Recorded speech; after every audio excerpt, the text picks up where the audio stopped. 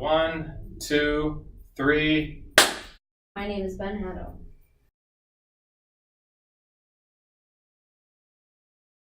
First we learned about coding and stuff, and then we learned about making animations for Unity, and then we got to make our own project.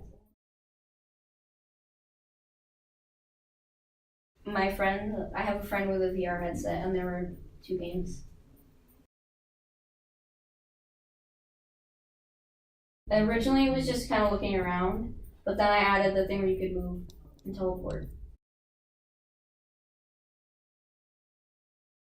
Probably one of those games like Fallout 4 VR, where it's like a story game and it's a single player game, or an open world. That would be cool. I think it's really cool because it's fun. There's a lot of social experiences that are cool.